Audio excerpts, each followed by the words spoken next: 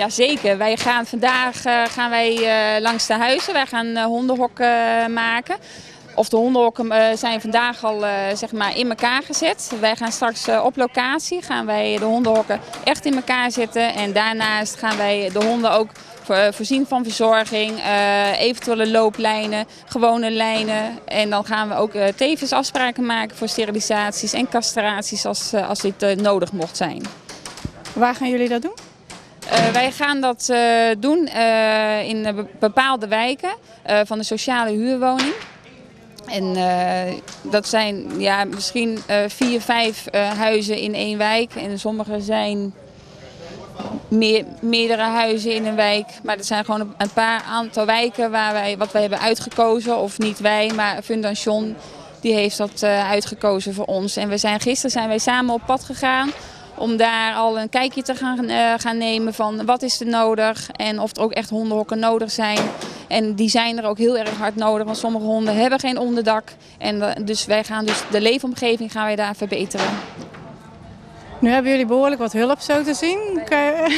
Kan je me vertellen hoe die samenwerking tot stand is gekomen? Daar heeft Marijke voor gezorgd. Marijke van de Dierenbescherming heeft inderdaad het contact gelegd met Defensie. En zij hebben een project, Mens en Dier, waardoor ze dus zich ook inzetten voor de lokale mensen en de lokale dieren. Hoe verloopt de samenwerking tot nu toe? Ja, super! Ja, heerlijk! Ja. Wat hopen jullie te bereiken vandaag?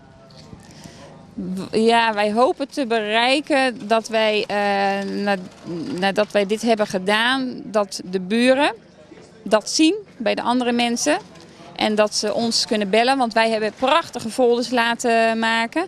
En dat delen wij straks ook uit met de nodige informatie daarin. En dat de buren ook inderdaad zien van, hé, dat willen wij ook. Of wij willen ook dat onze honden gesteriliseerd worden. Wij willen ook zeg maar, hulp hebben voor medische verzorging, noem maar op. En dat ze ons straks kunnen gaan bereiken hiervoor. Een stukje bewustwording van dat ook de honden onderdak nodig hebben. Dat zij ook in de schaduw moeten kunnen liggen en ook uit de regen kunnen liggen. En dat ze goede voeding krijgen en altijd een schone bak water. Een stukje bewustwording eigenlijk bij iedereen. Ja. Want de hondenhokken die jullie nu maken, die zijn redelijk makkelijk in elkaar te zetten? Ja, het is heel eenvoudig. Hè? Het bestaat uit pallets zoals je ziet. Dus het zijn 4 pallets en een dak erop. Dus het is heel eenvoudig, maar het is wel genoeg voor de hond om uit de regen en uit de zon te liggen. En het is gewoon prettiger voor de hond, waardoor die ook beter voor je terrein zorgt. Als mensen ook hulp willen bij het maken van hondenhokken of whatever er te maken heeft met dieren, hoe kunnen ze jullie bereiken?